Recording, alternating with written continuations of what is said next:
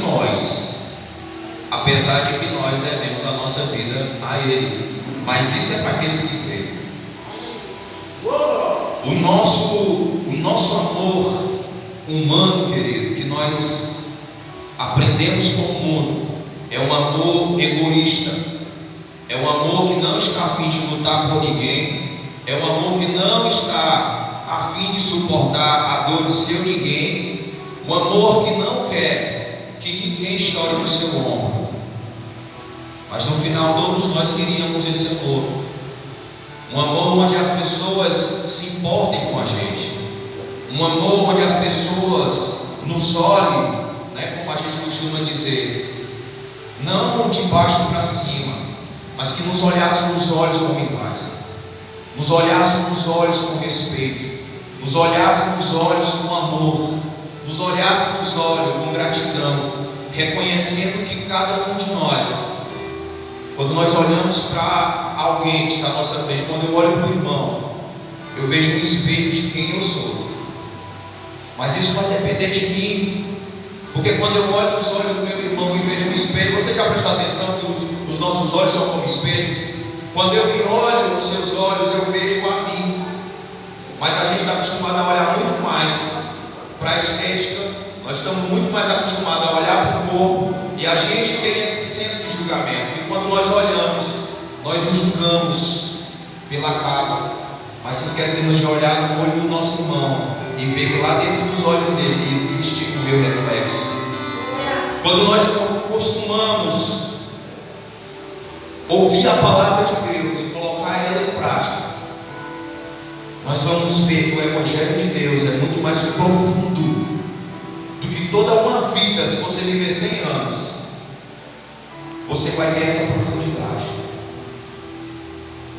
Mas se você que lê a palavra de Deus, que escuta o pastor pregando nos cultos de domingo, nos cultos de sexta-feira, na doutrina, na escola dominical, e você consegue absorver, nem que seja 3% daquilo que foi ensinado, mas só que o importante não é o que você escuta, o importante é esses 3% que você conseguir guardar no seu coração.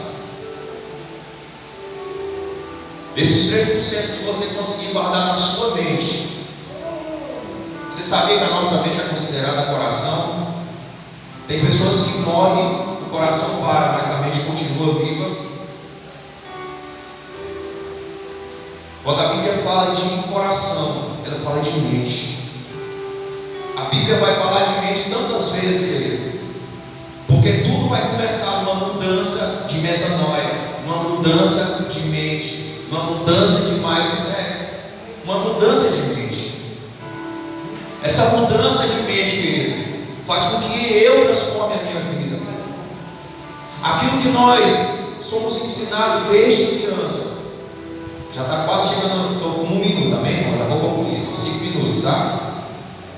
Aquilo que nós aprendemos desde criança, na nossa casa, na nossa escola, com os nossos pais, com a nossa família e na igreja, e tudo aquilo que nós vemos à nossa volta, quando nós colocamos os pés de fora da nossa casa, tudo aquilo vai virando uma cultura para nós, os ensinamentos dos nossos pais, e nós vamos levar aquilo. O problema é que a nossa vida, nós vamos aprender coisas boas e coisas ruins. Cabe a nós decidirmos quais são os padrões de vida que nós vamos colocar em nossa vida. Porque se eu sigo os exemplos, vamos supor que eu tivesse um pai que era beberrão, e eu crescesse vendo aquilo seria uma cultura para mim. Meu pai bebe, normalmente o filho também vai beber. Mas quando eu cresço, quando eu tenho uma mudança de mente, quando eu consigo amadurecer, eu consigo entender que aquilo não é algo bom, eu tenho duas escolhas: ou seguir os passos do meu pai, ou decidir seguir o oposto que ele seguiu a vida toda. A nossa vida é feita de escolha, então nós não podemos colocar, querido, a culpa em seu ninguém. Olha para o teu irmão que está do lado e diz assim: ei, não coloque a culpa em ninguém. A culpa é minha. Bate seu peito, a culpa é minha. Nós precisamos aprender a ser homens diante de Deus, mulheres diante de Deus, para assumir que se a igreja um dia falhou, se a igreja um dia perdeu os princípios da palavra de Deus, se um dia se distanciou por alguma razão, a culpa é nossa. Todas as vezes que alguém se distanciou da palavra de Deus, quando nós estamos lendo a palavra dele, quando nós vamos viajando para as histórias antigas da Bíblia, o Senhor sempre vai levantar um profeta, Ele sempre vai levantar alguém para dizer: se conserva, coloca as coisas no lugar, organiza a tua casa, porque o rei está voltando. Então, queridos, nessa noite, só para não ficar nas minhas palavras, amém? João 8, verso 32 diz assim, e conhecerão a verdade, e a verdade os libertará. Todas as vezes que você tomar esse antídoto chamado verdade na sua vida, todas as vezes que você absorver esse remédio chamado verdade na sua vida, que nada mais é do que a palavra de Deus, ela verdadeira, você vai ver mudança na sua vida. Mas se você escutar alguém usado pelo inimigo, usando a palavra de Deus de forma distorcida, fora do seu contexto, quando você tentar aplicar na sua vida, ela vai surtir um efeito colateral. Ela vai trazer desgraça, maldição, peso para a sua vida. Agora, quando você escuta a verdade, entenda isso, você vai sentir leveza, você vai sentir o próprio Espírito Santo te pegando no colo e te levando. Sabe por que eu falo isso? Para você não pensar que eu estou falando blasfêmia ou heresia. O próprio diabo, quando Jesus estava no deserto sendo tentado, ele não inventou nenhuma historinha, ele usou a própria palavra de Deus. Ele usou as fraquezas de Jesus, a fome de Jesus, mas ele utilizou isso usando a palavra. Olha, a palavra diz que se você der ordem aos anjos, eles vão te socorrer.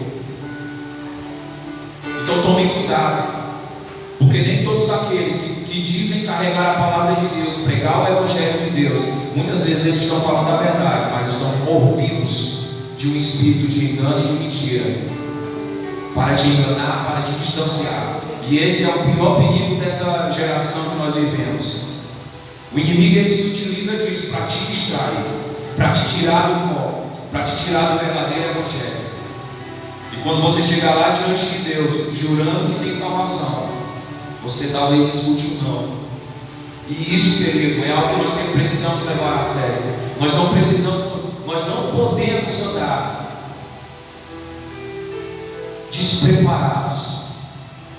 Nós não podemos andar e deixar que chegue até o ponto final de nós estarmos diante do Rei dos Reis, no trono de julgamento, do seu juízo, para depois nós deixarmos para Ele nos examinar. Hoje é o dia de nós nos examinarmos. Hoje é dia de nós olharmos para nós e ver aquilo que precisa ser mudado em nossas vidas. Porque nós, como crentes, muitas vezes temos o costume de nos acostumar com o culto, de nos acostumar a ser chamados de crente. Mas nós precisamos viver de fato essa verdade. Nós precisamos reconhecer Cristo na nossa vida e ser reconhecido pelos que nos olham lá de fora, porque nós seremos conhecidos como discípulos de Deus quando nós amarmos uns aos outros. Amém? Glória a Deus.